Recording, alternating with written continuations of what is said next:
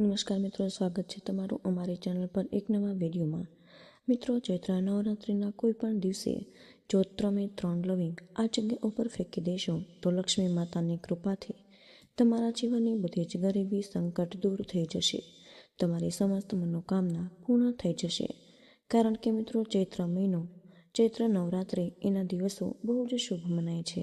આથી જો તમે પણ આ દિવસોમાં એવા અમુક ખાસ અને મહાન ઉપાય કરો તો મિત્રો તમને ઉત્તમ ફળની પ્રાપ્તિ થઈ શકે।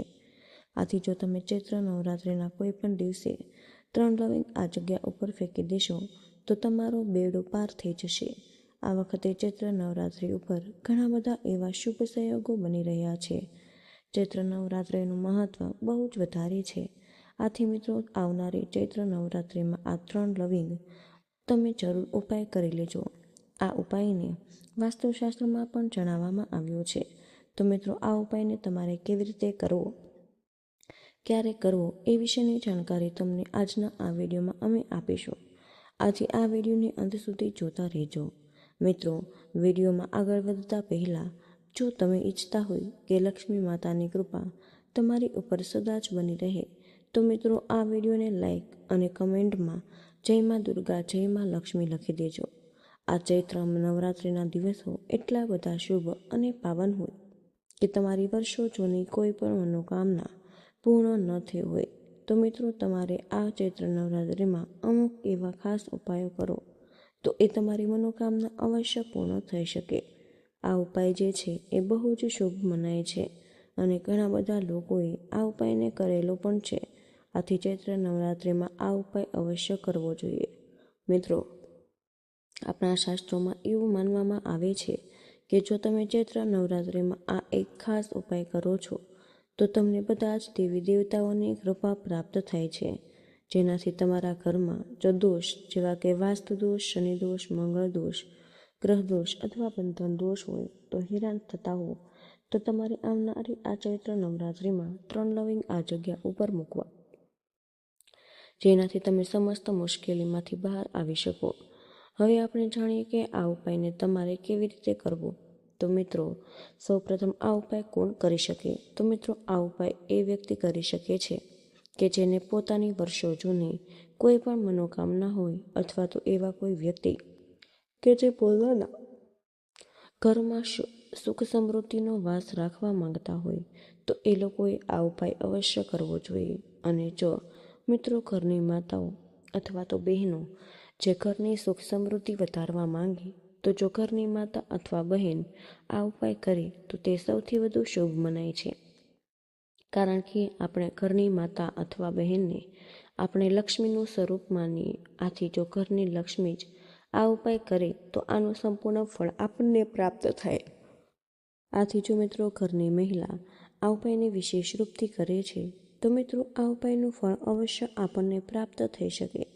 અથવા મિત્રો, જો આ ઉપાયને કોઈ પણ વ્યક્તિ કરી શકે। જો ઘરની મહિલા ઉપાય કરવા માટે અસમર્થ હોય તો ઘરના કોઈ પણ વ્યક્તિ ઉપાયને આરામથી કરી શકે। તો મિત્રો, જો તમે ચૈત્ર નવરાત્રિના કોઈ પણ દિવસે પહેલા નોરતે પણ આ ઉપાય કરો તો તમને વિશેષ રૂપથી આ ઉપાયનું ફળ મળી શકે।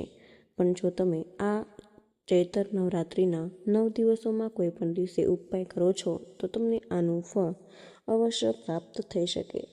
કારણ કે મિત્રો, આપણે આ 3 લવિંગનો જે ઉપાય કરવાના છે એ લક્ષ્મી માતાને અનુલક્ષીને કરવામાં આવે। અને મિત્રો, લવિંગ જે છે એ લક્ષ્મી માતાને બહુ જ પ્રિય હોય।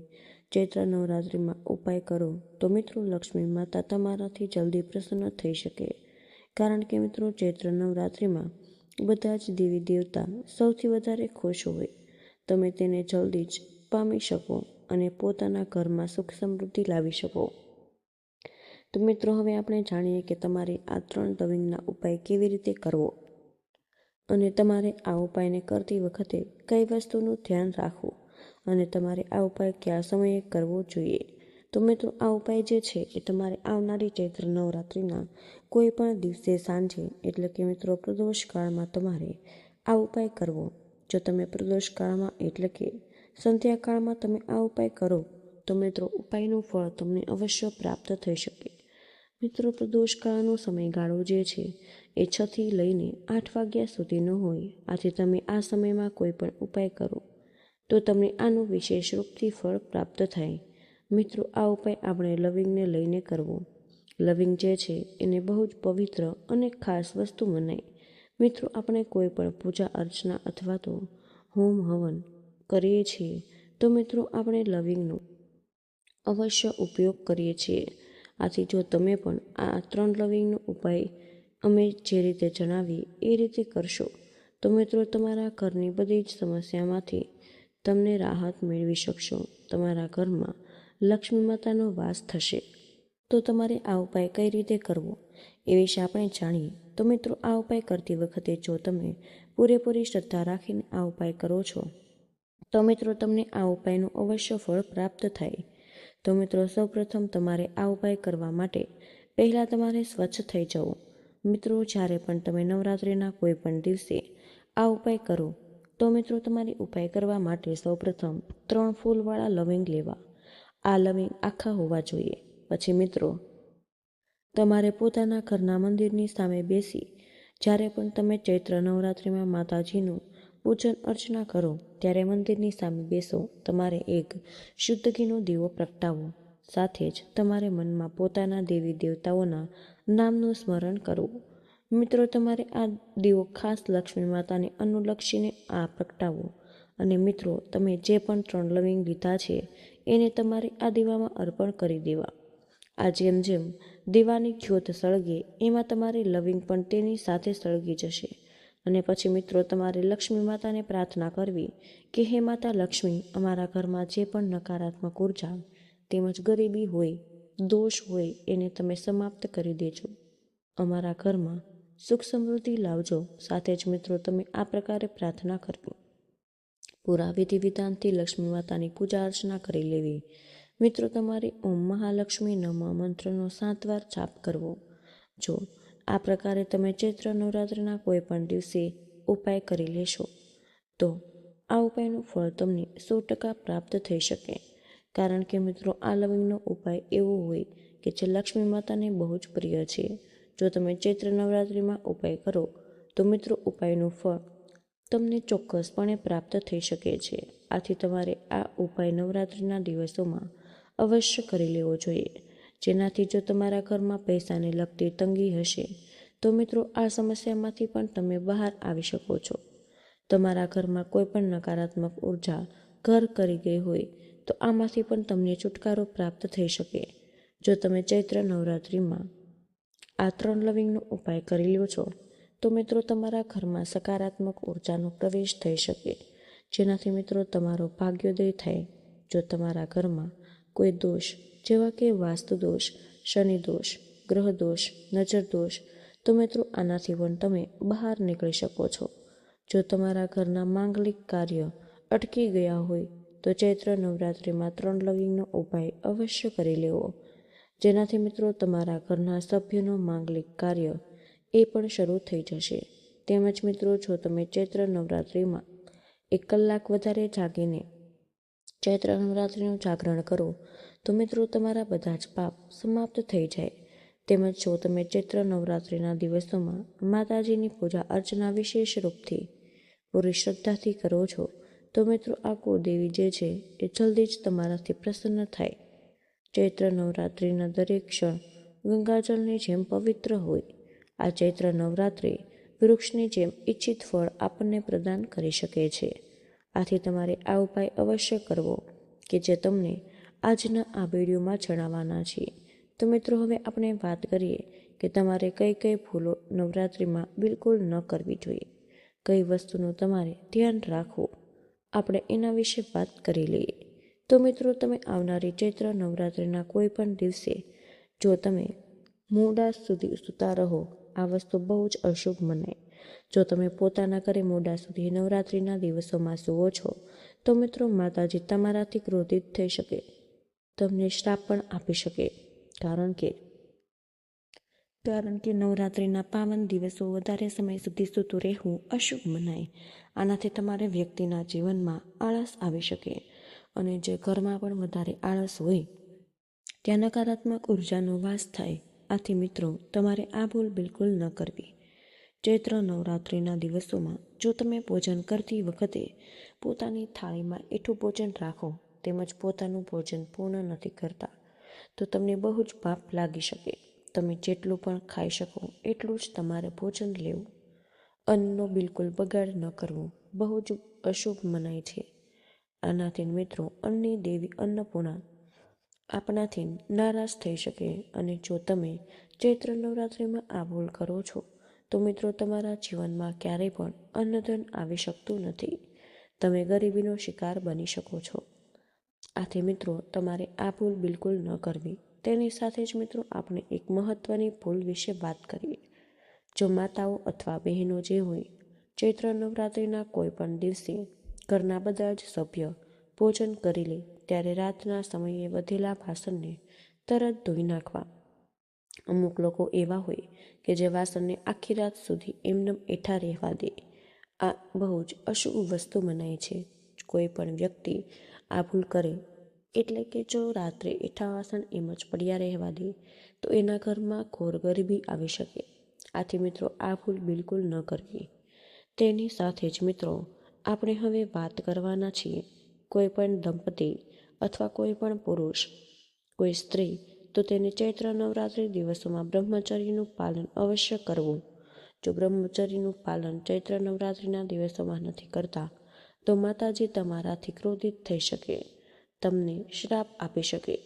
આથી તમારે ઘણી બધી એવી સમસ્યાઓનો સામનો કરવો પડી શકે કે જેનાથી તમે બહુ જ હેરાન થઈ શકો.